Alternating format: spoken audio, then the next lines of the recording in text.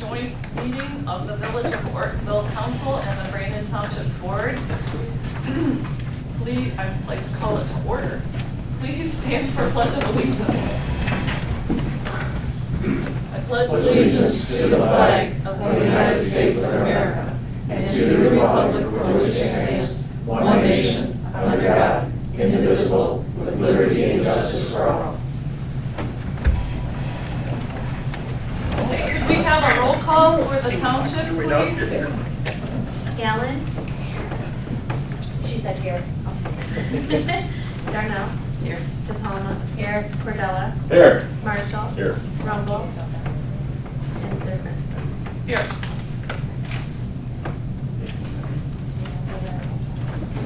Liz, can we have a roll call, please? Bryce? Here. Hudson? Here. Eshman? Here. George is absent with notice. Hayden? Here. Robinson? Here. Skornica? Here.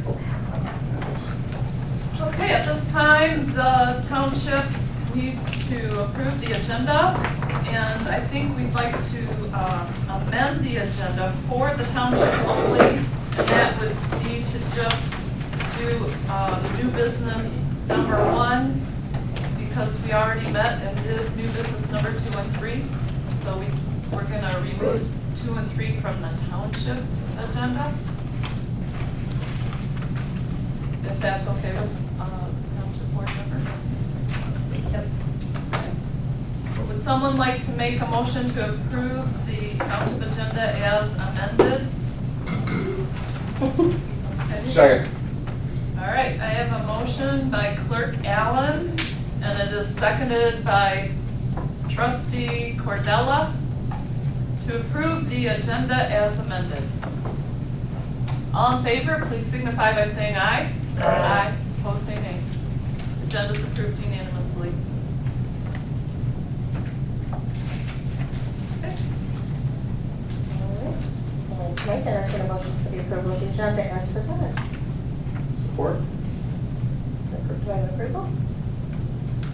Do I make the motion or support it? Oh, make a motion to approve the agenda as presented. Or support? Motion by Councilman Haynes, supported by Councilman Skornica. All in favor? Aye. Opposed? Motion carries 6-0. Okay, next we have citizens' comments on our agenda because there's no correspondence. But there are no citizens here at the moment, so I don't believe we have any citizens' comments either. So that means we can get right into new business budget approvals, and we'll turn it over to the fire chief. All right. First off, I just want to say, again, my apologies for having to cancel or having to not be able to be here last week. And I appreciate all the cards, letters, thoughts, and support that I've received during that time. And so we're on our way to getting mended and feeling much better. So we'll go ahead and get started. I'm just going to go through the booklet that you have in front of you. If you have any questions, by all means, please stop me. So if we go to page 2, that just is a quick map showing you our response areas. And what you'll see is the numbers like 1-2 or 1/2. That means the primary service area is in front of the slash, that would be station 1, and our secondary service area is station 2.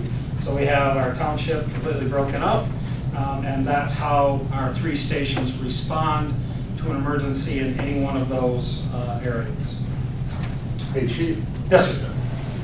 I see a 1-2. I see a 2-1, and then it jumps to 2-3. Is there a 2-2 in there? So, I'm serious. no, because I'm a mathematician, okay? No, that's right. And so when we see a jump like that, it like begs the question. okay.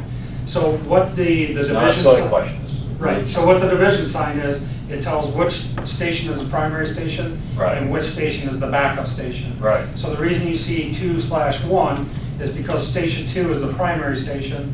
Station 1 would be the backup station for that section. And then station 2 would be the primary station for the one to the right of that, with Station 3 being the backup station. And the reason there's not a 2-2 because Station 2 is already responding. Does that make sense? 2 can't back up 2.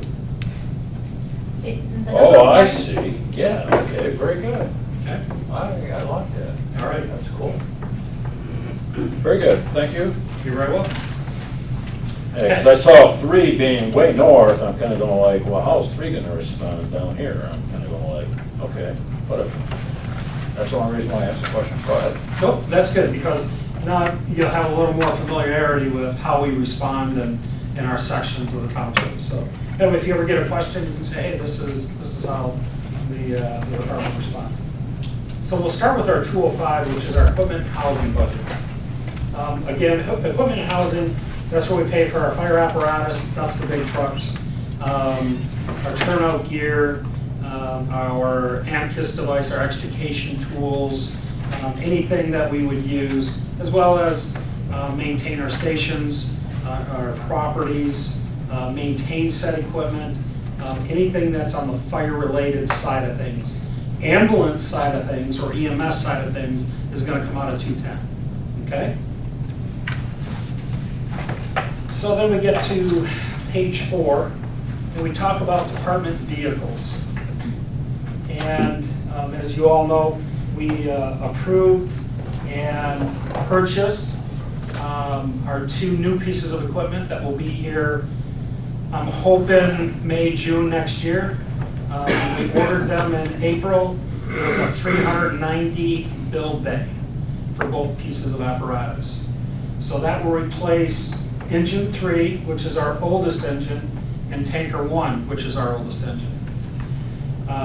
And then we have, you can see the dates on the other vehicles as we go. Excuse me, Chief, does that include changeover? The 390 days you said, does that include changeover equipment? No, that's just to get That's it just the- built Okay. and get it here. So, once it gets here, then we've got, we'll have probably a week or 2 to try and get everything mounted and organized, and then from there, then we'll look at selling both of those used pieces of equipment. So anyways, I bring that up so that you can see where we're at with our equipment and where we're going to be in many years, in close years down the road and many years down the road. And then we have our smaller apparatus. That's the car 1, 2, and 3. Those are the smaller vehicles. Car 1 is a Chevy Tahoe. Car 2 is the Ford F-350, which we'll be talking about later. And then car 3 is a 2500 HD. It's a utility pickup that is also used to plow snow for our Station 1. And then, and for Station 2 during the wintertime, we'll have that. And Station 3 will have Brush 2, which has a plow on it. So, okay. And then below that, you'll see we have a fire safety house. We have our tech rescue trailer. We have a CERT vehicle. That used to be one of our previous first responder units before we were into transporting. So it doesn't, you can't put a cot or anything like that in it. So we repurposed it for CERT so that they'd be able to put equipment on it. And if you have any questions, Larry would be the great guy on that one because he's got a lot of information on that one. And then from there, we get into the ambulances that we use for EMS to transport. And you can see we have 5 of those. 4 of those are Alpha units, and 1 is a Bravo or a basic unit. And we'll talk more about that because that's going to be a, as we go through the budget, what we're going to do. Is there any? Very quick question. Yes, sir. For the year built, is that, did we also purchase those apparatuses during that year, or did we buy any of these used? No, all of them, you gotta think about this for a second. All of the apparatus except the SRU, which is in that top second section, we bought that one used from Independence when it was, we bought that in 2008, 9, so it was about 10 years old. But all the other apparatus has all been purchased new. The ambulance is the same way. Initially, we had some ambulances that we had bought that were demos, that they had some miles on them, but we have since remounted all of those. Does that answer? Yep. Okay. Any other questions on vehicles? Okay, if not, we'll go to the next page.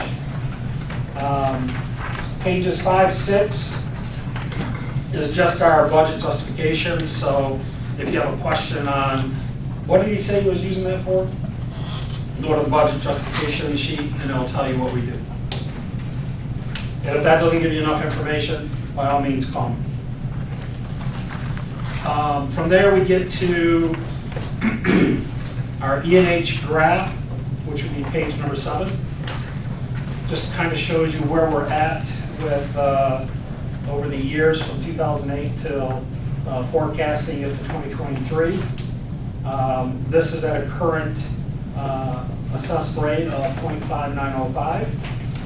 You can see in 19, and there was quite a jump.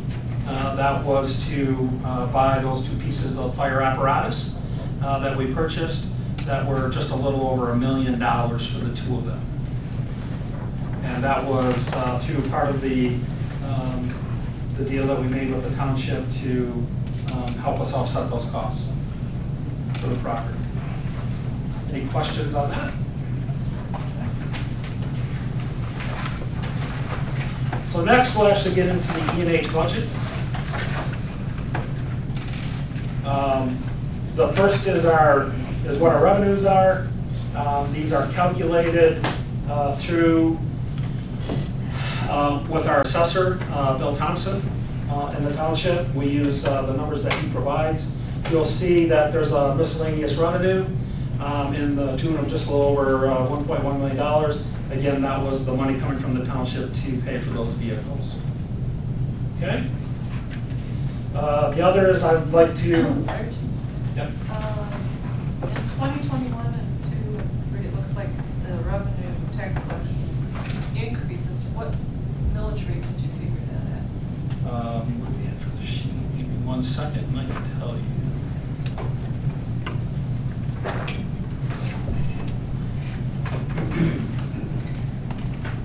So for 2021, as was discussed at the Fire Authority meeting, we plugged in a number of a 0.89.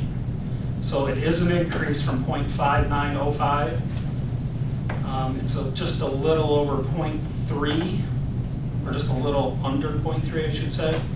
And then we were also looking at 2022, or actually 2021, for 22 operating year, of needing to increase that to a 0.95, and then doing the same thing in 22 for 23.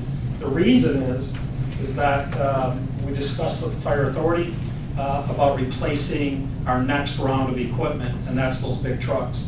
If you looked at the dates on those other trucks, you saw that we have an engine and tanker coming up in 2024, and we have another engine and tanker coming up in 2030.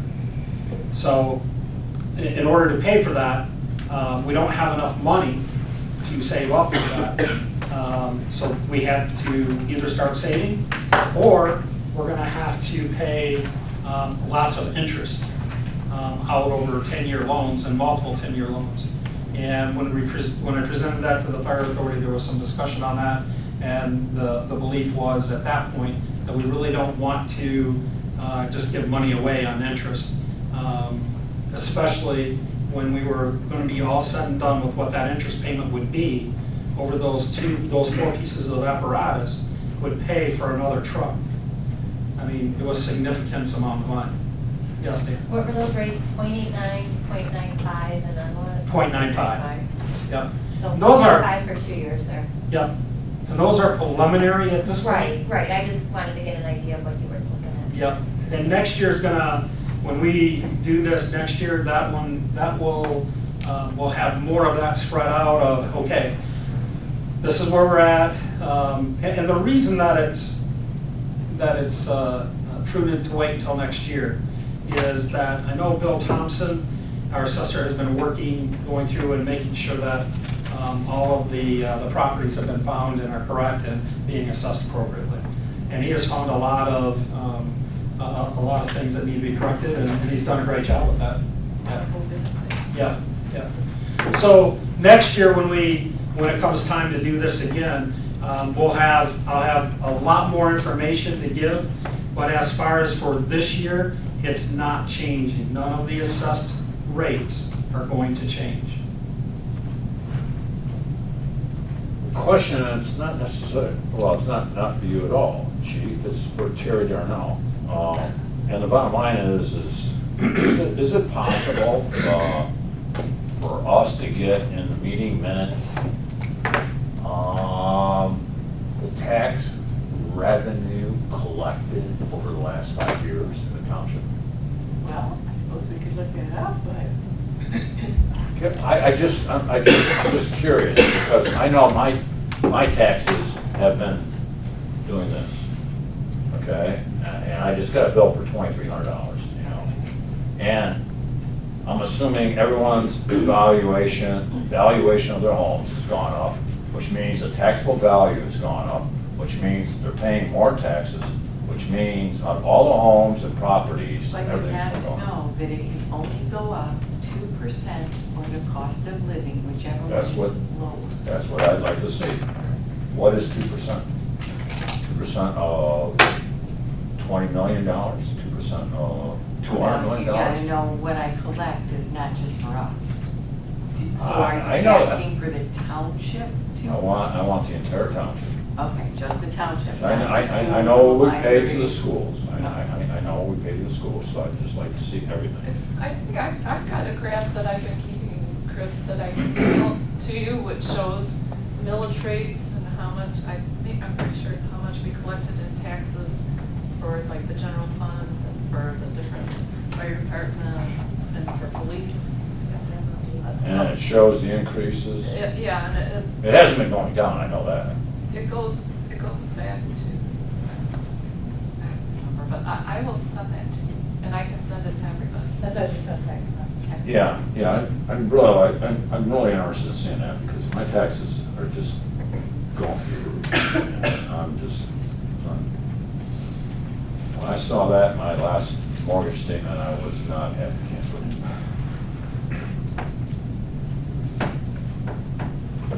Paying more taxes. David, did you have any other? No. Okay. No. And then what I wanted to point out was, and I want to thank the treasurer's office, if you look at, when we go through all of these budgets, and you look at the amount of interest earned, they're doing a phenomenal job for us. It's just absolutely amazing, the amount of interest. I wish I could get it from my home, for my own bank account, but I think to date, we're a little over 20 grand total with the different fire department ones. So, in interest collected, so kudos. Please pass that along. All right. Then there we also have the NMR reimbursements. That's part of our insurance that we, yearly we get something back. It's not always guaranteed, but it's been pretty nice over the past few years. So then we go to page 9, and we'll talk about the different activities in here. So we have property maintenance. That is for Station 1, 2, and 3. As you can see, we do have some additional monies put in there for Station 2. And the reason for that is the back parking lot, which is the asphalt parking lot, and the drive that goes back to the cemetery that we share are needing to be replaced. We've got some pretty good potholes, cracks, and we've limped it along as much as we can. A couple of years ago, we replaced the parking lot in the front. That one we did all concrete because that's where the big heavy trucks come out. We were going to try and do asphalt there. They said it would never last. So we will continue taking those big trucks out the front, and we'll use the rear parking lot for the smaller vehicles and the less heavy ones, if you will. But we are going to have to look at replacing the asphalt in that come next year, 2020.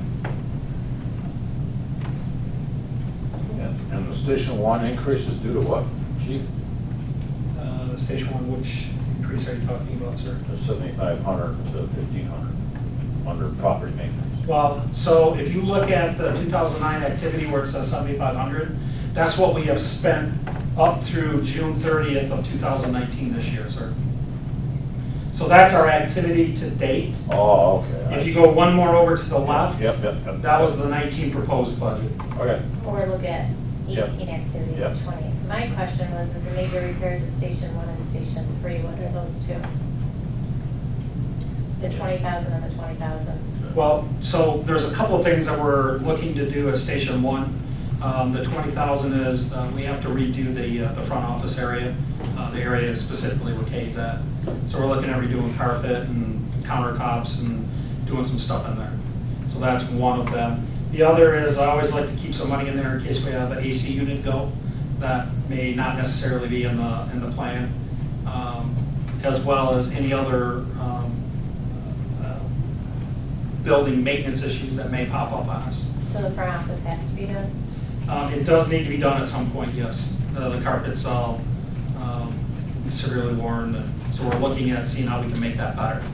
Okay. I was just curious because there's a lot to spend right now, so I didn't know if there's a lot. What about in Station 3, because that's new, and you got 20,000 there? Right, well, again, it goes to the same thing, Dave, just in case there's something there. We don't always spend our budget, if you go back and you look, even though we have it in there, we don't always spend it. And it's to make sure that if we have something that has to have an emergency repair, we have some money earmarked for it. Okay. And remember, all the monies that we don't spend go right back into this pot. Right. Nope, I understand that. I was just seeing if you had something planned is what I was trying to. Yeah, no, the only thing that's really planned is Station Okay. 2 with with that driveway. Because I compare more to previous Yeah, no, I know you do. activities, so Yep. that's where I compare. Yep. And I appreciate it. 2020, what we're looking at is replacing Car 2. Car 2 is the shift captain's vehicle. That's a 2011 Ford F-350. We're going to be discussing more of that today, later in the meeting. The township board has already approved that. What it is, that is the vehicle that our shift captains drive to every incident. That Ford, although it's a 2011, has 145,000 miles on it. The bed completely rusted out on us. We had been kind of watching it, and we didn't expect it to do what it did, I'll be honest. But unfortunately, we got a temporary fix for less than about $2,500 to get it all done. And that gets us by. But the problem is that Ford is also rusting in the cab corners, front fender wells. So it's time to move it on before we have to start replacing cabs on it. So what we're looking at doing is moving Car 1, which is a Tahoe, down to the shift captains. We'll fit that so that they can use that as a shift captain vehicle, a command vehicle, and then we'll order a new Car 1. The new Car 1 will not come in until after 2020. So that is the plan, and that's what we'll be discussing later. The total for that amount was $54,000. That includes the price of the vehicle and any and all the upfitting, putting the lights on it, switching radios, taking the radios off the 2011, taking the radios, some of the equipment out of Car 1, moving it to the new Car 1, and all that. So there's going to be some work that's going to have to be done to get those vehicles back to where we need it to be. So we just want to make sure we have everything covered. I guarantee you it'll be below the 54,000. That's all in 19 though, right? That's all in 20, actually. The 54 is all in 20? Yep. So what line? Yeah. It'll come out of the line item 205-268-977-000. But you have an 80 there. You're right, I do have 80 there. And there, you got 54 coming from this one, and I thought the other one was 73, so I thought that. No, the other one's from ambulance fund 210, Dana. Oh, gotcha. So this goes to 210. This one is 2. I see that now, sorry. I was just thinking the other one's 73, that's what your 80 was. Okay. So then, back to this one. The 45,000 up at the 208-26778, that's nothing to do with the that's your actual turnout gear and stuff, correct? That's equipment, maintenance, and repair to maintain the apparatus that we currently have in place. Okay. And as you can see, that number's gone up. Every If you year. look at 18 and 17, it's gone up considerably. So As you- those trucks get older, they get more costly to repair. So you have 80 there, 54 for this, and then 26 just extra. Yeah, yep. Because we just don't know. The problem, as those trucks get older, as I just said, you know, if a transmission goes on it, that's not a cheap repair on those big trucks. Right, it's just sometimes if you're looking at increasing the millage, the rate, and if we have these huge amounts that we're estimating but we never use, then do we really need to put this much, do we really need to raise that much is my question. Yep, and we can talk more about that next year. Yeah, I'm just putting that thought out there, that's where my I understand. thought is going, is if we're always over budgeting, then do we need to raise that much, because do we really spend that much?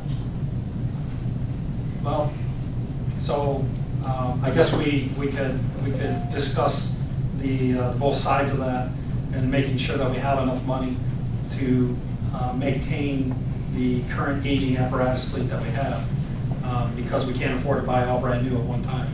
No, and I understand that, I just, if we, like I said, if there's an extra 26 there, and if there's the extra 20 there, and the extra 20 And- there, once you add all these extras, Right, and it may not be all extras, but it may be extras. right? I have a question. What type of warranties come with these new vehicles? They came with a 5-year warranty, that's it. And we Is keep there any these trucks- opportunity for an extended warranty, and would it be worth it? You know, I've never heard of them offering extended warranties on fire trucks, but that's something I'll check out, just to see. I can't imagine it'll be cheap if they do offer, but I've never heard of anybody giving any more than the 5-year warranty. I mean, it doesn't sound like it's a standard situation where It is not. vehicles break down and all that, you know, as far as the other side of it, you know, Right. to offset costs, so. Right. I just wondered.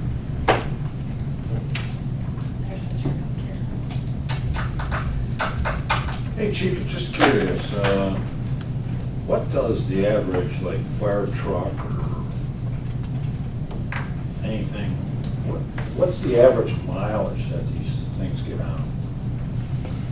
If you go back to the first page there, where it said department vehicles, page number 4, you can see the current mileage. They're only in about the 30,000 mile range. The problem is, you've got to also look at the number of hours that the vehicle's being run, because typically they don't leave Brandon Township that often. So it's only 6 square miles, unless we're going on a mutual aid.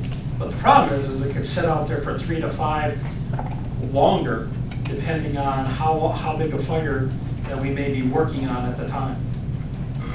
We've had incidences where we've been on a fire scene for longer than 6-7 hours. It doesn't happen very often, but when it does, that truck's running nonstop that entire time. So that's what really adds to the wear and tear of the vehicle as well. So the engine's running the entire time, Correct. feeding the equipment on the truck and all that sort of thing? Correct. Okay. Thanks. Yep. So then we'll move on to page 10. Page 10, we talk about equipment under Department 344. And underneath there, you have the turnout gear, miscellaneous grants. We did put in for a grant. We're still waiting to hear for turnout gear. We may know something by the end of this month. We'll see. But to continue on, then we have just maintenance of said gear. We have an emergency management disaster fund, $5,000, because it was suggested years ago by by Oakland County Homeland Security to make sure that we have something in there, so that way if we do have a disaster and we spend the $5,000, then we can say we have exhausted our emergency management resources. And then you'll see also that I have $100,000 built into equipment, and I want to talk about fire gear real quick. If we do not receive the AFG grant, the Assistance to Firefighters grant, we need to replace that turnout gear. Our turnout gear is going on 13 plus years old. We have some turnout gear that is actually, we had to take out of service, you could grab it, and it would shred. That is not safe for our firefighter personnel to be in. So if we do not get the AFG grant, then we will be purchasing that in 2020. And as soon as I... ATF grant? AFG, AFG. Assistance to Firefighters Grant. Okay, and that comes from who, the state or the Federal, it's government? FEMA. Okay, and you've applied for that? We have applied for Do we it, normally get that? not always. I'm just asking. Not always. So, we're hoping. We applied for it this year. We're waiting to hear. We should know this month. Applied for it last year. Yeah, we actually applied for it in December. I think we had to have it in. And then there was a bunch of debacles, but to try and explain it all, basically, there was the government shutdown in 2018, so that delayed everything. In that delay, when they started everything back up and they were going through the process of reading everything and evaluating the grants, the computer systems crashed. So then they had to do everything by hand. And when you're used to doing it by computer and now you have to go back to hand, that takes a little longer. So anyways, we've been told that all grants will be awarded, that are going to be awarded. I want to make sure that's clear. Any that are going to be awarded will be awarded by the end of September. So we have our fingers crossed. I hope- The end of this month? Yes. So quick question, when was the last time you bought the Turnout gear was 2007. 07 and you 100% new? It was 100% new. Yep. So, So I know that puts us at 12, but it was actually, the budget year was 2007, so I think we actually got 2006 gear, the way it worked anyways. And would So that that's be why. all new gear? That would be all new gear for everybody, yeah, for every single person. NFPA recommends, and that they recommend that you replace it every 10 years.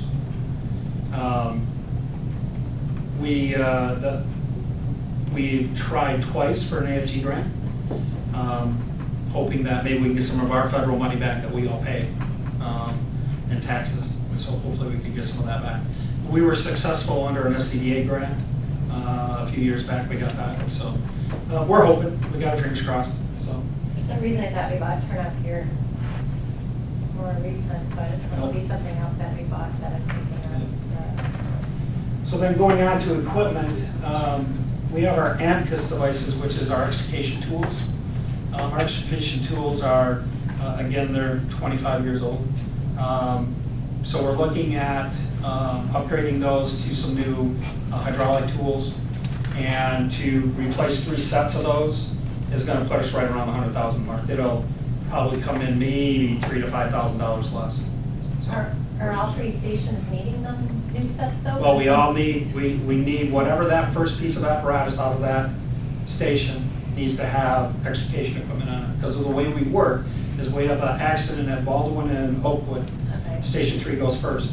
The engines do first. So if the engine gets there, then they need to be able to have that extrication equipment with them.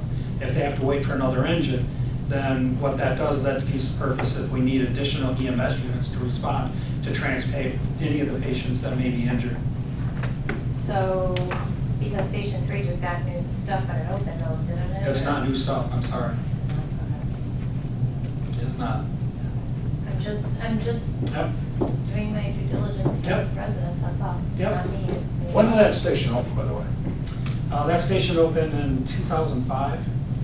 There's not anymore. And we used, equipment from other stations. That's when we bought the new Engine 1, Tanker 3.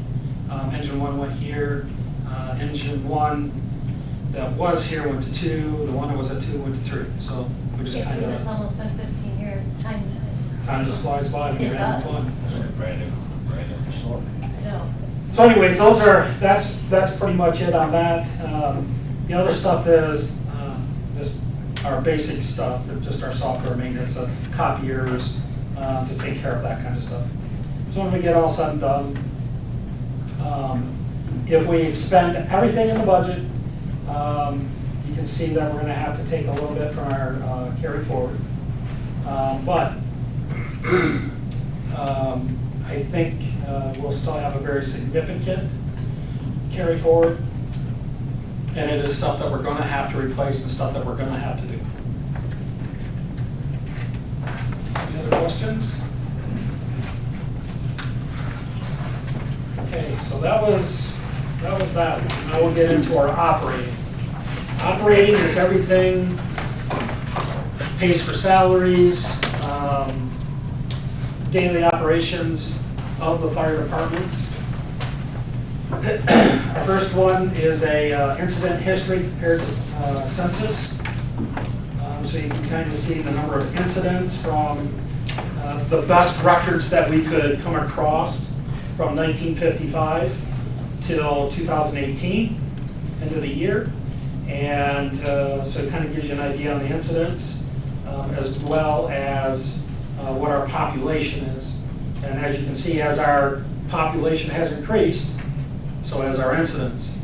And actually, in 2016-17 timeframe, our incidents passed the population graph line, if you will. So, I'm curious as to how that can happen. what can happen? Well, I mean, the thing about every man, woman, and child must have had an incident for it to be more incidences than the population, Okay. right? Yeah. Okay, so I'm just asking, you know, it's like, And multiple for each person, one person. The graphs aren't the same scale. That's what I want, that cheap. Well, it's not the exact same scale. I had put something on there to try and give you, just to give you an idea of what it was looking like.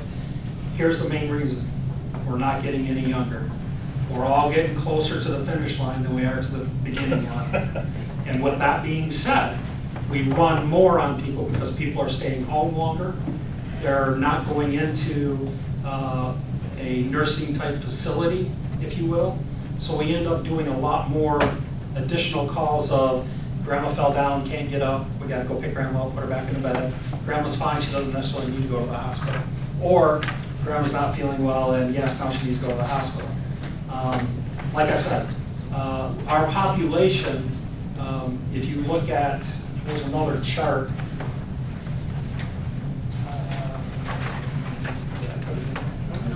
No, it didn't get in there.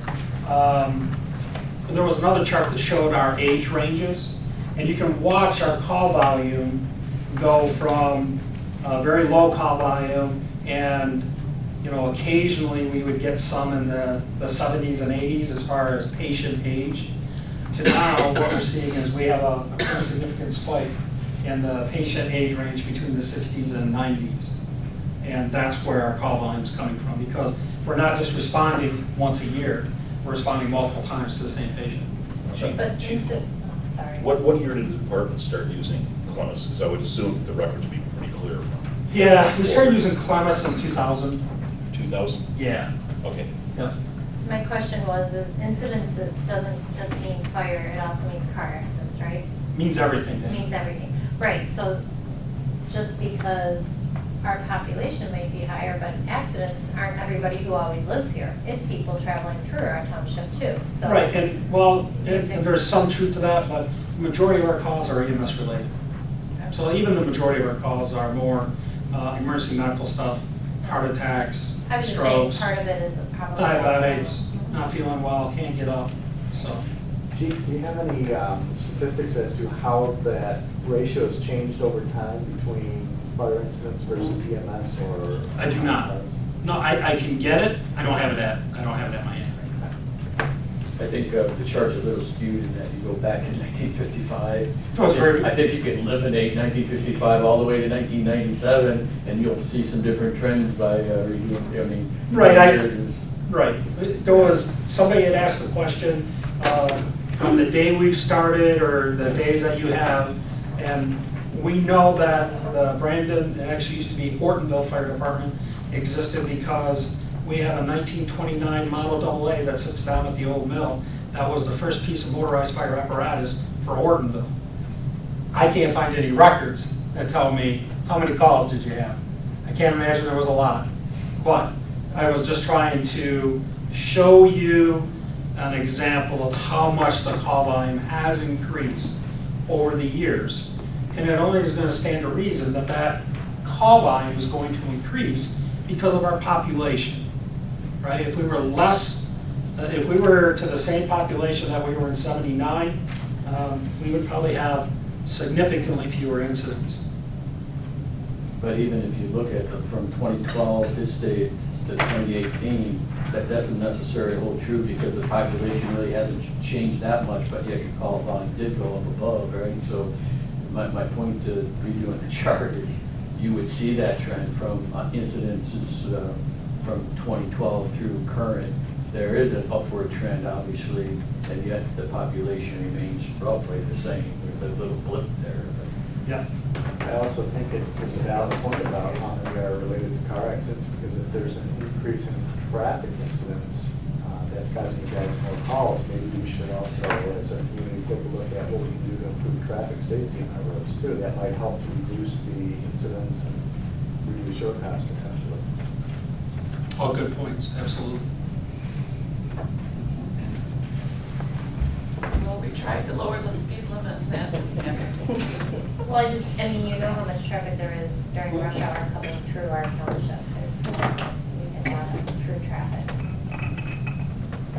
Kathy, do you have does the township have the numbers on specifically, or not specifically exactly, but I mean the general trend and what, I just would be curious on, is the average age of adults gone from 40 to 50 now in the last 10 years? Is The it gone? township doesn't have that, that would be census data.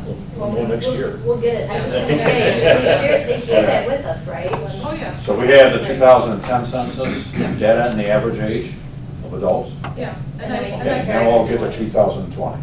Yeah. on And then the that way we'll internet- know. On the internet, they update it, so I think you can just Google Brandon Township and they'll give you an estimate on the internet. Really? Yeah, that's where I took the data from. Okay. So you even have mid-census numbers for like the 2015. You're saying that they've got it like every year or something like that, right? Yeah, you can go out there. They give you an estimate of what they feel the values are, right, of what that population is. So Google Brandon Township? Yep. Google Brandon Township Census. I don't know exactly how accurate it is, but it's better than, I was going to guess. SEMCOG gets some of that data as well. Correct. All right, so we'll move on to just show you our mutual aid given and received from 2008 to 2018, the different departments. These are our mutual aid partners that we respond to on a regular basis. Then we get to 2017 summary. You can see the number of alarms. Page 14.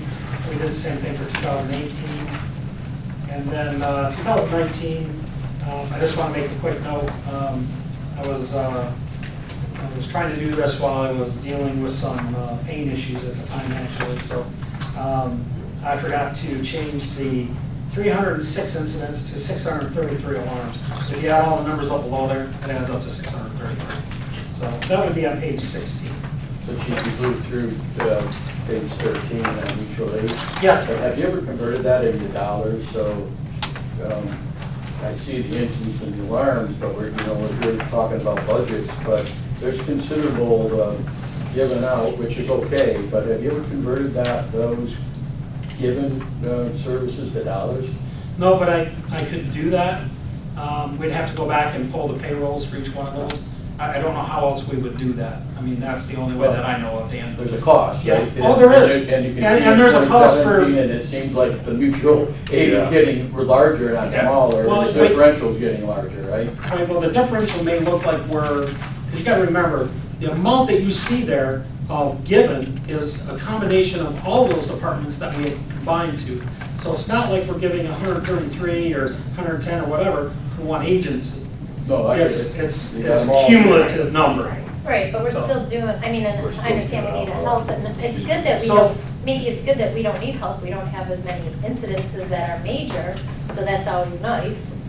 But Well, at the the key same time, is that we can't do it by ourselves. Right, If we wanted to do it, and we didn't want to rely on our mutual aid partners, the amount that would cost is significant. Right. And would probably be somewhere in the neighborhood of 3 times the amount that we're paying now. Because we need additional equipment, we would need far more fire personnel.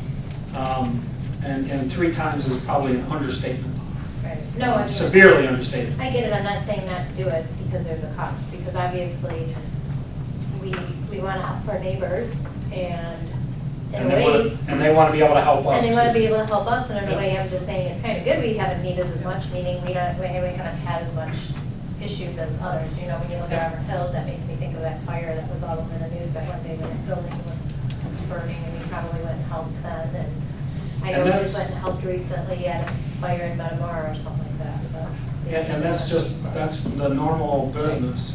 And But there's a lot of added cost there to it, Well, there is added not just cost there. payroll, you got your Right. equipment, your truck mileage, and all that stuff.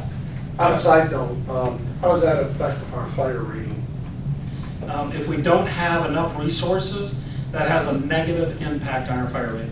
So by having the mutual aid that we have, that affects that ISO rating.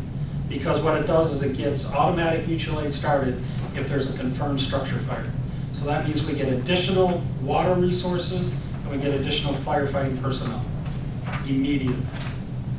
So how has that helped us? Because we do this every year, right? Correct. And we don't evaluate the ISO every year, but we have gone from a 910 when they first came in and did our ISO rating. Which was, what? Very high. 20-something years ago, or what? It was, yeah, probably about that. Mark, that's about right, about 20 years ago when we first did it. And then by building Station 3, adding more full-time personnel, having better mutual aid resources, by mutual aid companies, departments also stepping up their game as well, that helps everybody. And we are now at a solid 4, right? Correct. Solid 4 for the township and the village, which is significant for those that are paying commercial insurance for your homeowners, for companies that use ISO. Now, there's companies out there that do not use ISO to grade your fire protection classification, but the majority do use that. So that's been a savings. Like Groveland Township, where are they at with their ISO? They're at a 3. And the reason they're at a 3 is because they don't have the schools that we do. That's what's hurting The us. lower we are, the better, right? The lower we are, the better, with a caveat to that, that having a 1 does not guarantee you a lower rate. It'll actually could put you into a higher category and make you a higher rate than what a 2 or a 3 would be. Because it could lump you with, like the city of Pontiac or Detroit or somebody like that, where they look at different losses at that point. So getting back to this question about converting this charge to dollars, do you track what the average cost per run or per alarm would be? I don't. No, I have not. I have done that in the past. Seems like that would be a good number to know. Well, we'll Unless look it's at your house that's burning down and then you really don't care. Just Well, want 'em it's there. still, but from a taxpayer standpoint, we're talking about budgets here, right? Taking the feelings out of it, talking about numbers, it'd be nice to know We what can- that. We can look at it, we can put it on with that chart.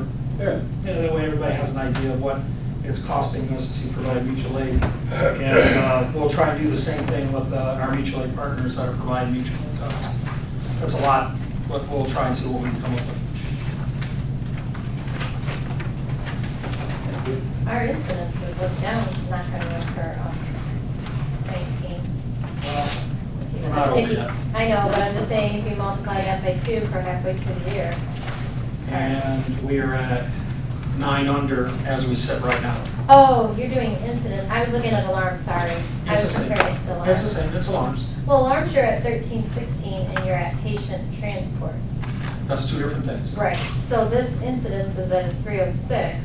It's 633, because that number was wrong, that's what I started out with. Oh, this was. See, the very first one is 410. so- Yeah, okay, so that should be 633. Correct. I knew you told me a number, I thought you were line patient transports here, the number you told me. Sorry. Trying to stay up. So yeah, that's not that much. Okay. Okay, so then we'll move on to the Oakland County Sheriff's Office contract. Our contract with the sheriff's department expires in 2021. So we have what our contract will be for 2020. And that's shown in our 206 budget. That will come up for negotiation in January and then of 2021. And then we'll have another 3-year agreement to replace what they have done in the past. Page 18, 19, 20, 21, and 22 is budget justifications. Again, just like the other one. We get to page 23, you can see the graph. All it's showing is our expenditures, our fund balance, tax collections, and any miscellaneous income that we've had come in. Okay. And we'll get to page 24, which is our fire operating budget.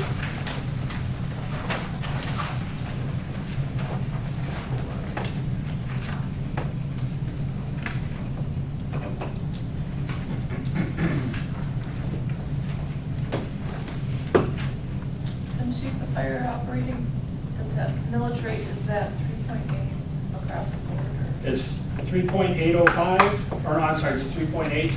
It used to be 05 years ago. It's 3.8, and that has not changed. So that is for the next 3 years going up. Okay. All the way out to 2023. To 2023, yep, So that's going to stay the same. is going to stay the same. And again, the interest earned so far to date, as far as through June 30th, was $16,957 for that, just for this account.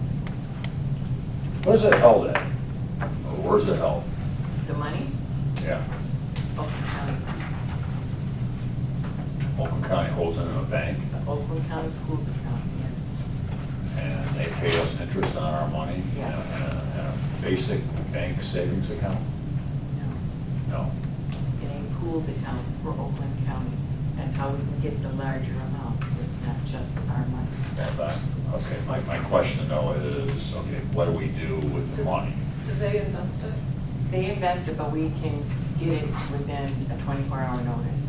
Okay. So it's not I'm like just- a I'm just savings curious. bond that you I'm have just to wait curious for if that. it's a, you know, kind of just a savings account, kind of an interest rate, like 1.5% per year? Or are they like trying to get us 10% a year? Yes. Yes. This, they try to get us as much as they can. Okay. And it's not just our money that they invest, we get a larger Okay, percentage. good. I'm happy about that. Being that I do that for a living. I'm happy as well. So, all right, so we'll move on to operating budget. We'll get into expenses now. Pretty much here, nothing's really changed over the years. That's all the different utilities, electric, gas, phone, the office support expenses. When we get to page 26, that's for payroll processing, our fire prevention materials, our due membership fees. One of those is being our mutual aid box alarm system. That's part of a organization that we use to, that everybody in our mutual aid pack belong to provide hazardous materials response, provide technical rescue response, USAR response, urban search and rescue if we need that, as well as an incident management team.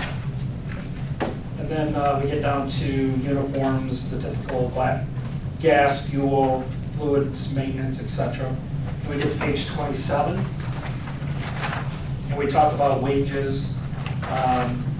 Inside there is everything that goes with the wages. And we also have an emergency disaster fund in there, emergency management disaster fund. This is also our insurance, our health cares, our retiree benefits, our retiree dental, our regular dental, life insurance, and then all of our OPEB stuff as well. And, excuse me, Chief, and you budgeted for a 3% increase in wages across Across all three of those, that is correct. And the other increase isn't just the 3%, it's the new hires we did last year, correct? Correct, that's the big jump, is the three additional. The 3 additional. Yeah. That's why I just, because really the jump shows from 18 to 19, and then the 19 to 20 is just the 3%. Just the 3%, correct. Yeah. Just wanted to make sure I was Yep. remembering correctly. We did get a bit of good news, just real briefly, is that our Blue Cross Blue Shield policy that we have, our BCN, is only going up a 0.21% increase, a quarter of a percent. So, and we were scared a couple weeks ago when we were told that it could be a much larger increase. We're happy. He's just making himself look good. No. Everybody else makes me look good. No, I I'm mean, just here. Jack, I Oh, told you it's going yes. to be 10%. Yeah, exactly. 10% comes in. Are the 3% increases, is that pretty standard in the business? Actually, it varies, anywhere from a 2 to 6%, depending on which agency you go to. Okay. Just curious. And then, I never worked at a place where we got 6% increases. No, but I have seen them recently with some contract negotiations, union contracts. I Yes, have a sir. question. How does our pay scale in relation to neighboring areas, how do we compare? So we are not the highest, we are not the lowest. We are probably the middle of the road. I want to say that very carefully because the reason I say that we're in the middle, if you were to look just at our wages, it would put us at the lower level of that. But when you look at our other benefits that go with that, then that puts us in the middle. If we didn't have the deferred comp or our defined benefit program that we have for our retirement, if we didn't have retiree health care, then that would put us at that lower end. Yep. Any other questions? So then we'll go on to page 28. That first one, on page 27, that was for all of our full-time staff. Page 28 is our paid call staff. And that's to make sure we have enough money to pay them for alarms and such. And other than that, we have our dispatch contract in there. As you can see, it is showing that we would be having to borrow $136,000 out of our carry forward. But as we are anticipating for 2019, I think we will be under budget. And when we hired those three, we knew that it was going to be really close and it could swing one way or the other. But as we get closer to December, we'll have a better idea if we're going to be under or over. You're talking about the fund balance. Yep, a fund carry forward. Now, we hired the 3 new firefighters when? Starting January 1st of 2020, or 2019, I'm sorry. Started January this year. 1st of this year. Okay, very good. Yeah. And how's it been going with the new station? Have you? It's been working very well. That's good. Yep. That's good. My question is, alarm pays are down this year. Is that good? Think- No, that's not good. Not good? Not good at all. And here's why. We're down to 19 paid on-call staff, part-time staff. Gotcha. It's the lowest that we've been at. If nobody shows up for the fire, they don't have to pay them. And Right, I was just thinking that meant incidences were down, but maybe not. no, it just means that they're not showing up. Gotcha. And unfortunately, the trend is headed more in that direction. And quite honestly, there's going to come a point in time that we're going to have to hire more personnel. Just because we can't get the paid call to come in.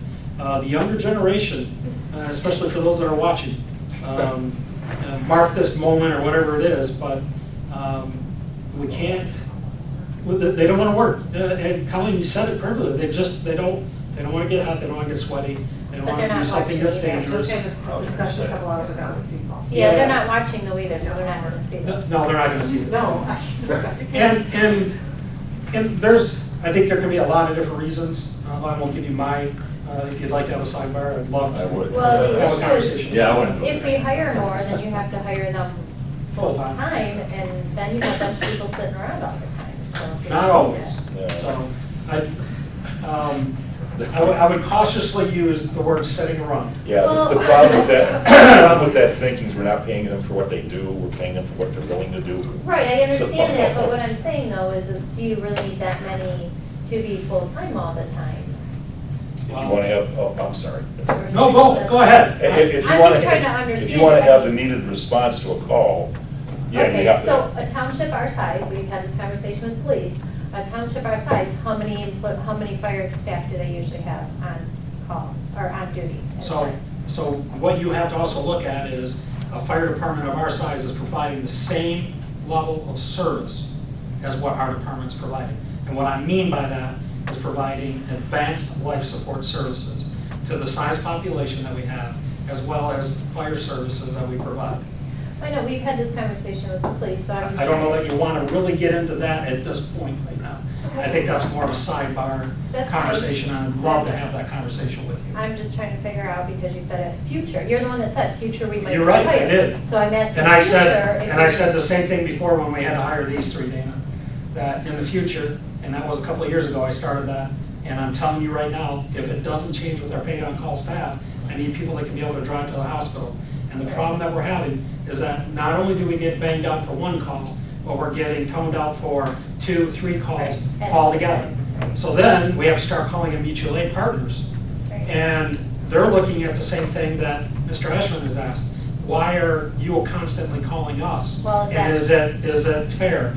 And is Well, it, Is that why our mutual aid is up though, because other people are short-staffed? they're doing the Is that why same, they're in helping? the same boat we So are. they're short-staffed. They're too. short-staffed as well. So that's. The why- only ones that are not short-staffed are the ones that are a full-time, completely full-time agency. And I shouldn't even say that they're not short-staffed. They just don't, all of their equipment's out. If you look at Independence Fire, which is predominantly, I think they have maybe 2 or 3 that are part-time guys now. They're constantly calling us on the phone. They're not really calling us to go down there and cover until everything's gone, but they're calling us on the phone to our ship captain and saying, listen, you guys are next up. We ain't got anybody. And the private ambulance companies are having the same problem. They can't hire staff to fill their ambulances. Right. There's a new ambulance company that's coming in, and they just bought, I don't know how many ambulances, and they're looking for 375 employees. Right. I'd like to know where they're gonna find them. No, I understand my cousin's an EMT, so he works for an independent. See, the trade-off that I don't think we want to do is we can get rid of the ambulance service and the advanced EMT, which I don't think we want to do based on our population, our age population. If you get rid of them, you'll have more people available to fight fires and do other fire calls.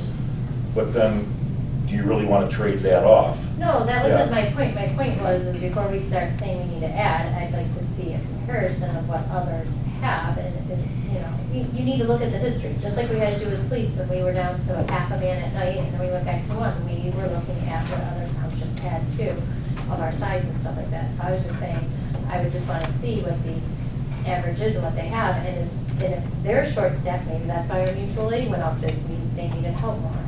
And if we're short-staffed, then we need to call for more mutual aid to help us, because we've been helping others. Right, and the only thing that I'll add to that is, Dana, I think you should know me well enough by now, that if I'm gonna ask for something down the road, when it gets time to ask for it, I will have those figures for you. Right. And the only reason I'm saying that now is because I don't have those facts and figures. I'm warning, Right. and that's all this is. Well, and all I was saying, since your warning is what, what. And it's across the board, it's not just fire service, it's police service too. They can't fill the positions. I've never seen anything like it. Kids can't fill positions for positions that are open.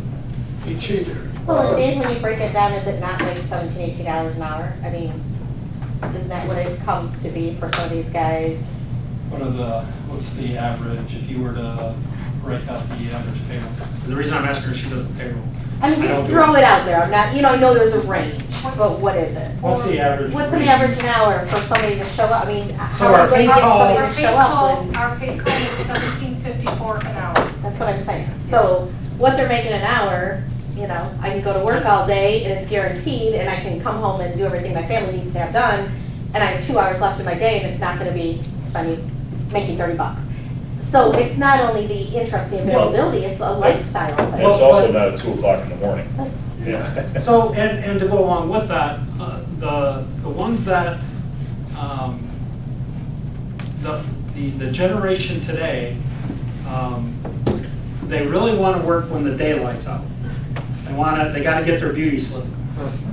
So they don't want to come back when it's dark. And so they want to work in between those daylight hours. And to your point, if they work a full-time job, and then they get home at 4 or 5 o'clock, they've got a couple of hours there that they might be available for a call if it falls within that time frame.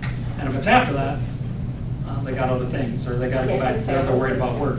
So they don't show up. yeah, so they're not showing up. So, and part of the issue is that if you go back and you look 30, 40 years ago, the primary predominant staffing for your pay call staffing for fire service was GM employees, GM, Ford, Chrysler, because they worked 3 shifts. So they didn't mind coming back and, hey, I'll go work for the fire department for a while. It's a little extra money. It's not a lot. Most of them weren't doing it for the money in the first place. They were doing it because they wanted to help their community. We have lost that. Lost a lot of community service and stuff, so. That is How correct. much are we investing into these part-time, Well, so when we do the For fire, training. right, we do the fire 1 and 2, it's a 6-month program that, all it costs the department is I have to pay my instructors to teach it, okay? So we don't have to pay any other ancillary cost on top of that. So it's not like I gotta pay an OCC to teach them. If I were, OCC charges about $2,800 a student just to get your fire 1 and 2. Then we also require EMT out. EMT right now, if I had to pay for that, is about $1,100 a person. So if you add that up, we're at about $4,000, maybe a little plus, somewhere between $4,000 and $5,000 that we're spending on that individual to get them trained. We have a consortium where it doesn't cost us that, right? I'm spending, just on a rough guess, I'm probably spending about $3,000 total in the fire academy to teach. Have instructors there to teach at that point. And everybody kind of takes a different topic to teach off of, to get them trained. Hope that answers your question. So when you have a volunteer set up, is there a minimum call requirement? That was fine. Yes, there is. We require 10 hours a month. And are they It's not a reaching lot. it? There are some that are far exceeding it, and there are some that are not reaching it. So here's those that you asked, I'll tell you. So what do you want me to do? Fire them? Yeah, I know. Because then they come back on the call that I need them on. Right. Yeah, so you can't do that I know, either. you're kind of like, it's. We're kind of stuck in a rock and a hard Right, place. Right, that's what I was just gonna. I mean, that sounds great. Yeah, we're gonna, that's it, you're out of here. Right, and then. Then I have nobody. Right, no, I get it. Now they'll work. And is that why then, is that, so when they don't show, is that when you start calling the mutual aid? We call mutual aid before that even occurs. Okay. Because You know, it's. track history shows Okay. that they're dwindling. But also, the reason that we call mutual aid immediately if there's a fire that's a confirmed fire is because of that ISO rating, that fire protection classification rating. I'm just trying to understand what's happening. Do you have a policy for callback on regular, full-time employees?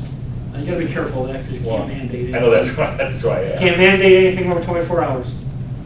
It's not required, can't do it. I will say that, That's the shifts that. I will say that our shift personnel come back on a lot of calls. The majority do. Those guys. And it's unfortunately, it's a lot of those same guys that are working the 24-hour shift previously, that work the next 24-hour shift, that are working, they'll grab a couple of calls in between there. And they may have been up the night before. So it's not a constant thing, but we're getting to the point that, when you're running 1,300 calls a year, this year, yeah, we could be at 1,300, we could be at 1,500. It just really depends. There's days that our crews are running 8 to 12 calls a day. There's other days that they may run 2 or 3. When I came on in 1987, we ran 314 for the year. That was less than a call a day. Things have changed dramatically. As your personnel gets older, the less likely they are to come Well, back out. it we can talk about our ailments, I got enough of my own. Yeah, on a side note, how prepared are we for any type of like a catastrophic type situation? You know, something. So what do you define Well, catastrophic? It's a good question. Large tornado? We don't have. Well, I know, I mean, well, how do you guys prepare for something major? You know, and then what do you consider a major situation then? So we have, again, what it goes to is that all of our personnel are trained to at least the fire 1 and 2. And then we have staff that are trained above that into search and rescue. So what that gets into is if we have a tornado that comes through, like say something that happened in Groveland years ago, then our crews are trained in the search and rescue, building stabilization, plus we have mutual aid resources with our neighboring departments, right? And luckily, we are not like Tornado Alley, where a tornado gets on the ground and goes for 20 miles and takes out a 2-mile swath all the way through, right? But we do have resources available to us, and part of that is our mutual aid box alarm system, where we have technical rescue teams, we have hazmat teams, we have incident management teams. Plus, we also have, now that we're part of this MAVIS thing, which we've been quite some time, we also have the ability to call in other resources from outside of the county to come into our county, as well as we can do the same thing that they're doing down in Florida, that they're doing in North Carolina and South Carolina. The state of Michigan can declare an emergency and ask for additional emergency management resources to come into our area and bring in task force. We have Michigan Task Force that sits just a few miles that way. It actually sits in Groveland Township. And currently that team, which is made up of fire department members from Michigan, it is also made up of law enforcement agencies. We have public works individuals, doctors, we have search and rescue canines, all of that. So it's a 45-man team right now that is sitting in Jacksonville, Florida as we speak, because they were deployed early by Florida's request to ask for something that in case Hurricane Dorian hit the coastline, that they'd be able to do swift water rescues, they'd be able to do search and rescues, building collapses, stabilization, damage assessments, that type of thing. So I say we're pretty well prepared, quite honestly. But that doesn't mean that if we get the tornado that went through the one in Flint, Beecher, right, that took all that out. But you got to remember, times have changed. We have better weather technology. We have phone alerts. We have outdoor weather sirens. We have a lot more resources to try and get people into shelters and that they can shelter in their own residence. And I think there's been a lot more awareness to the public over the years regarding tornadoes and how deadly they really are. So I say we're pretty well ready. Do we have anybody who's stationed, who works for that Groveland? Because that's not your full time, because I know someone who does, but he's a fire down in Bloomfield. And it can be anybody. Right, so do we have anybody from? We do not have anybody from Brandon that is currently deployed. I was just curious, do we have anybody there?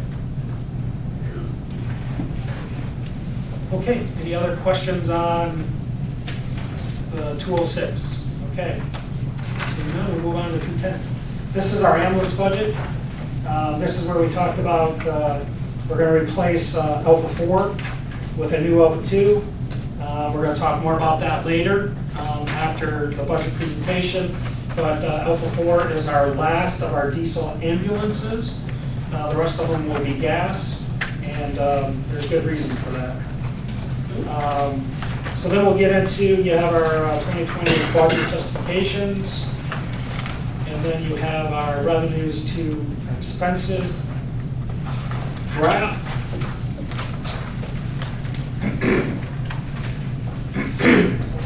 Excuse me. And then we get into the actual budget. Revenues, that is based on, the revenues are based on the ambulance fees that we actually collect through the year. And They do vary. It's based on the number of EMS calls. It's based on the actual receiving funds back from Blue Care, Medicare, all of those different agencies. Okay? If no questions on revenues, we'll get to expenses.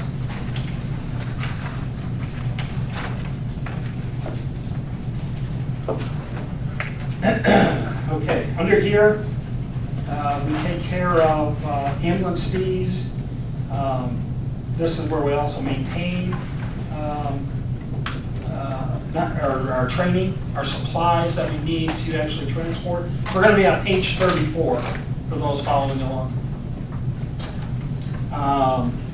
So any of the oxygen stuff that we need, or bandages, that type of thing comes out of this budget. And then we get to ambulance benefits. That covers our EMS coordinator position and all of his benefits. And we figured for a 3% increase there as well. And then we go on to page 35. Before you go to 35. Yes, sir. What are the stipends zeroed out correctly? Because what we did is, we took it out of the line below that.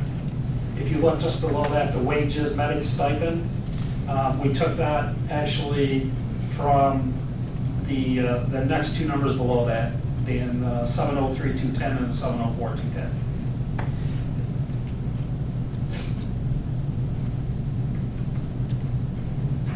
Just trying to clean up the books a bit. And we had to show it.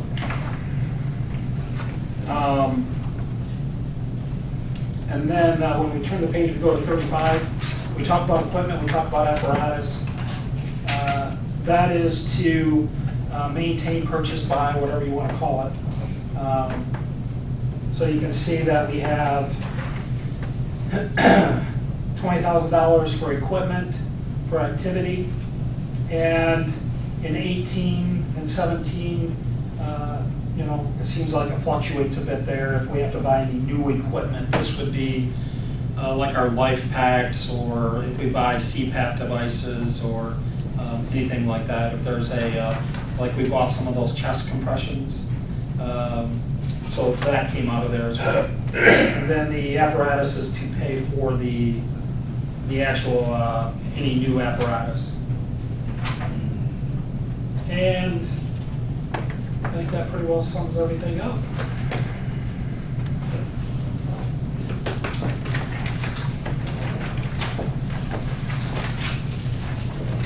Does anybody have any questions on that? Well, this is a calendar year budget, right? January? Right, So January. Why are we, and I don't know, maybe it takes longer to set the budget, but why wouldn't we be reviewing this somewhere in October-ish so that we can say, hey, then we get a full understanding where the activity is to the budgeted dollar amount, and right now there's a huge gap, right? And we're just kind of guessing as to what you're gonna come in at, right? So there's two reasons for that. One is the current fire authority agreement that we have, or the fire part of that, says that we have to do this in August. So I'm already failing. You tried. I tried. That's one reason. The other reason is if we're gonna change the millage rates, truth in taxation is September. And if I need both boards to be on board with that, being in September or being in October, November, kind of makes it hard to go back and change the truth in taxation. So that's why we do it. And it is, to your point, this is what we have done.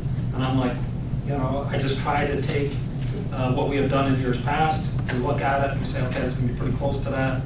And we try to take the best possible guesstimation that we can. We've been doing it a few years. It kind of It's been 10. Some years better than others.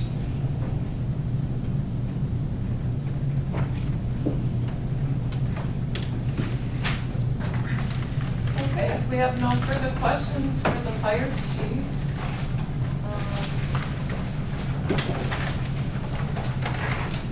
The Brandon Township Board is, needed their new business. citizens to make comments. So, we can look to adjourn. I'll support. Are we approving, or gonna vote to approve? Oh, yeah, that's true. Well, what we usually do is a vote to take it to our Correct. December. When you approve all of the other. Correct, yeah. Yeah, and that way then we know what the wage increase is gonna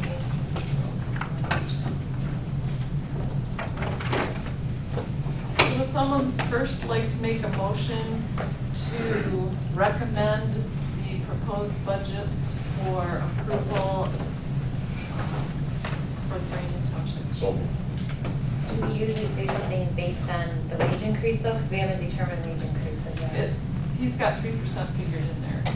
Right, but we don't know if that's what we're gonna do, so. But this is it's keeping all, it- it's all in one line, so if we don't spend all 3% in his budget, then it just goes to carry Okay, forward. I just wanted to make sure, because we haven't determined that yet, so I don't want, by Just to be approving sure. this, everybody to be sure that. Well, it's gonna be- and just so everyone knows, the Retirement Oversight Committee met and is recommending a 2% increase and 1% going to the pension.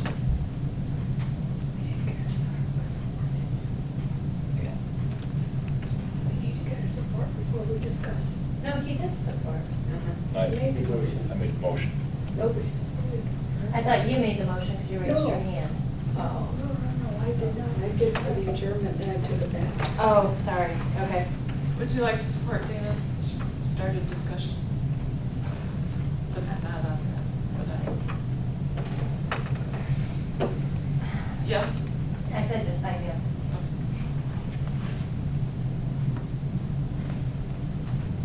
Okay, anything else to discuss? And this is regarding the budgets that were presented today and, so we're recommending these budgets for approval when we go to approve all of our budgets. So I don't know, what wording do you have for this motion? I didn't write It was a down. motion to recommend proposed budget for approval. Okay.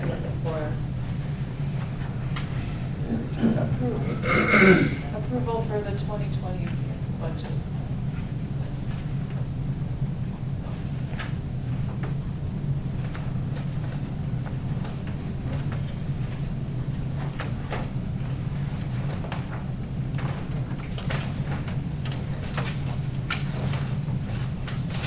All right, so this motion is made by trustee Marshall and it is seconded by trustee DePalma to recommend the budget, the proposed budgets, fire department budgets, be approved for 2020.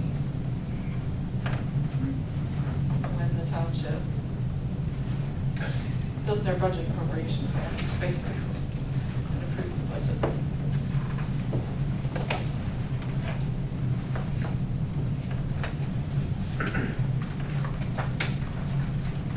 Okay, so we have a roll call then. Allen? Yes. Darnell? Yes.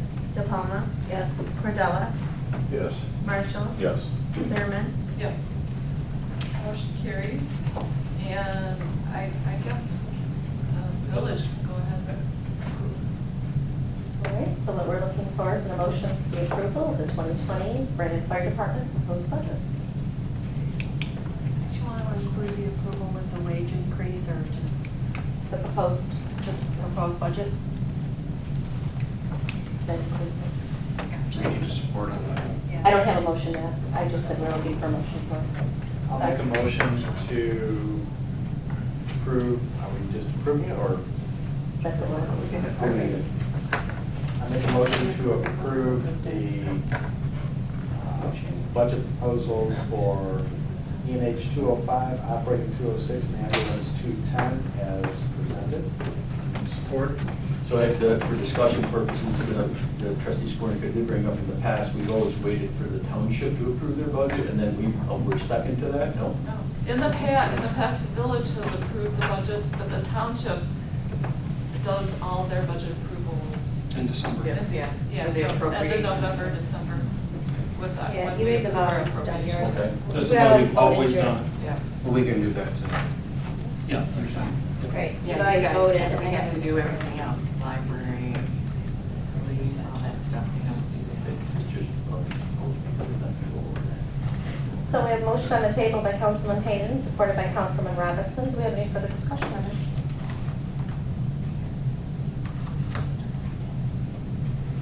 All right. Hearing none, Liz, could we have a roll call vote, please?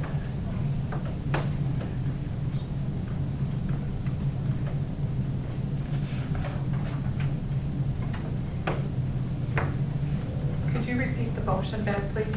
Yes, I have recommend to approve the 2020 proposed E&H 205 budget, operating 206 budget, and ambulance 210 budget for the fire authority.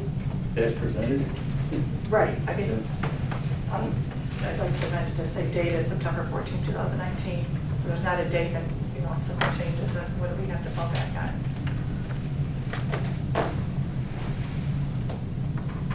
Dated September 4th, 2019, as presented.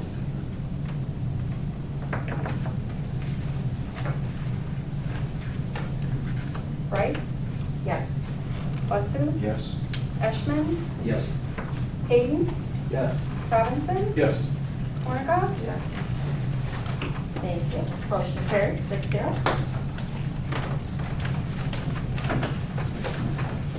All right, and now You guys.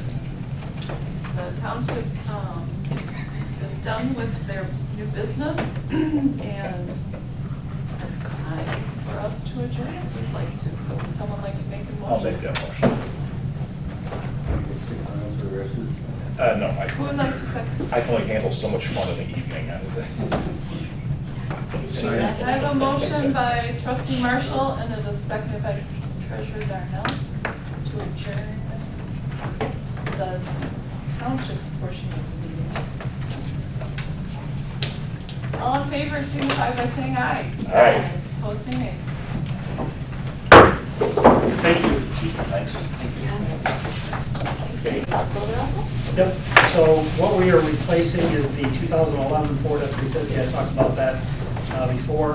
It has 145,000 miles on it. That is a diesel engine. We've had a lot of problems, unfortunately, with that diesel. The body is starting to show the wear. We had to replace the box. So we need to replace that vehicle. We don't need that size of a vehicle anymore, so we're going to try and downsize.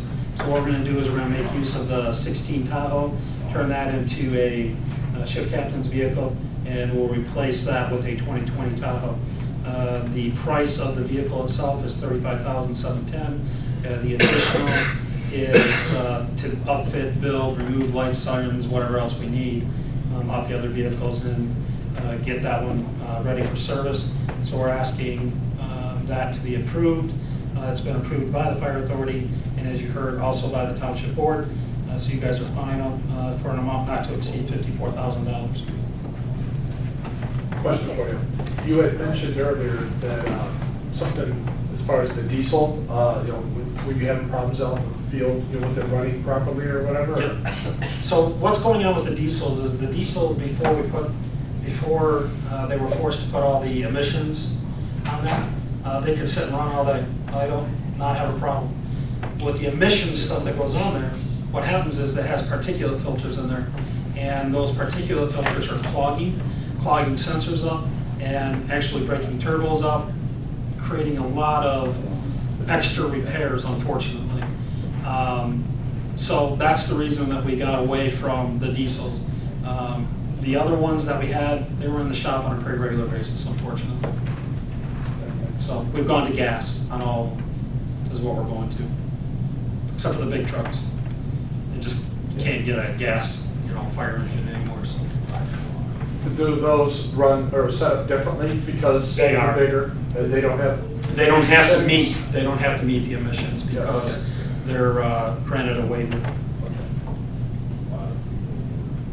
Was there any consideration to go with a smaller vehicle than a Tahoe?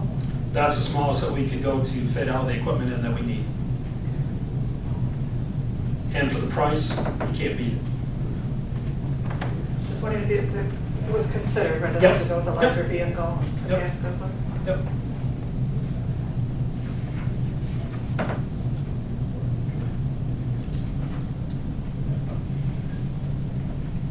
So it's almost $18,000 to put lights on that thing? Well, there's lights, radios, to move stuff around. There's also some center console stuff that needs to be put in there that doesn't come from the factory, that we can mount radios and stuff in, as well as put a box in the back to hold different pieces of equipment in there. Yeah, you just can't throw it around. And it's, unfortunately, LED technology is great, but there's a cost to it. It's not cheap. But it helps with the alternator and on the charging system of the vehicles.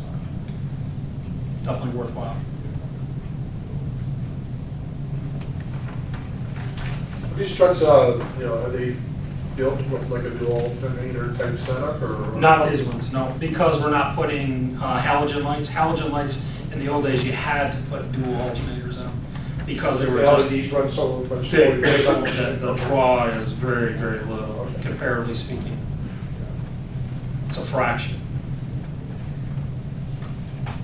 I'd like to make a motion to approve the purchase of 2020 Chevrolet Tahoe from Bird Chevrolet and to include the emergency lights and sirens purchase/installation not to exceed $54,000 from line item 205-268-977.000 and to sell the 2011 Ford F-350 for an amount approved by the Fire Authority through eBay Motors. Support? All right. Motion on the table by Councilman Ashman, supported by Councilman Hayden. Do we have any further questions, discussion? All right, hearing none. Liz, can we roll call vote? Watson? Yes. Ashman? Yes. Hayden? Yes. Robinson? Yes. Swarnaco? Yes. Price? Yes. Thank you. Motion carries 6-0. Thank you. Item number 3 will be the Alpha 4 ambulance remount. So as we talked briefly before, this is the last of our original purchased ambulances. This was purchased new in 2008. So we're now at 11 years old with it. It's the last diesel. We are going to remount this with the same company that has done our other remounts. And we're going to also make this a 4-wheel drive. This will be a GM chassis versus a Ford chassis. We did a very similar one to this 2 years ago. We were very happy with it. The Ford chassis sits a lot higher. It's got a solid beam suspension in the front, where the Chevy has independent front suspension. So we can add 4-wheel drive to it and only lift it by an inch. So you don't have to have a step ladder to get into it if you're short like me. So this will be a gas engine. We'll pay a 50% deposit out of our 2019 carry forward with a final payment due in 2020 upon the completion. And I'm looking for 2 motions. One is to approve the purchase for that and that method, and the second would be to approve the budget amendment to move $73,000 from our carry forward account to our apparatus account for that same budget. Any questions?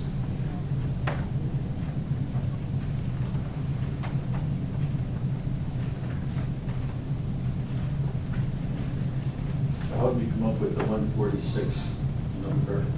So the 146 is the second page, and that is what the quote is to remount. What they do is they take the box off Alpha 4, clean it all up, repaint it, fix anything that needs to be fixed, and then they put it on that new chassis. So what we're paying for is the new chassis and paint for the old box. A brand new unit, similar, is about $198,000, a little over. So we're just buying the chassis and just doing the remount. Yep, yep. And they've done the other ones, and I'll invite you guys to stop by anytime you want to take a look. I could show you, the last one that they did, and they do a good job. And it's not to say that they haven't had problems, but they take care of the problems. They stand behind the product. So when they do the remount and clean up the box and all that stuff, they also take care of any incidental repairs or? Correct. Is that like? Yep. Yeah, when it gets here, you look at it and go, it's a new ambulance. You wouldn't know the difference. So where are we getting the chassis from? The chassis comes from them, and they're gonna order it Oh, through from GM. them. Yeah, it's a GM chassis, it's a Chevy. What is that? The 4500 series. Yeah. That's not something that, I guess, is going to be paying more through them or versus going out and getting the chassis and then bringing the chassis and, No, we get the GM discount through them. They get the supplier discount, so. I can't get any more than that, than what we're getting on. Trust me. I try any way I can to save us money. I know it may not look like it, but I do. In case still puts up with Huh? you. I said in case still puts up with you. Yes. I don't know why, but she does. I'd like to make a motion to approve the purchase of a 2020 GM G4500 with 6.0 liter V8 engine completed as specified by Emergency Vehicles Plus for $146,276 with a 50% deposit of $73,138 due at drop-off 2019. So that's this year. And the final payment of $73,138 due at completion, that'd be in 2020, from our carry-forward budget. I believe it's budget, right? From our carry-forward? Yes, just from our carry forward. Yeah. I have a question. After he said with the 50% deposit of $73,130, almost sounded like he said $72,130. 73,000. Okay, all right, I just want to make sure. There it is. Motion by Councilman Ashman, supported by Councilman Robinson. Any questions? Hearing none. Can we please have a roll call vote? Hayden? Yes. Robinson? Yes. Skornikow? Yes. Rice? Yes. Hudson? Yes. Ashman? Yes. Thank you. Motion carries 6-0. Next, we're looking for motion 2. I make a motion to approve the budget amendment to move $73,138 from the carry forward account 210-944-985.000 to account 210-344-981.000.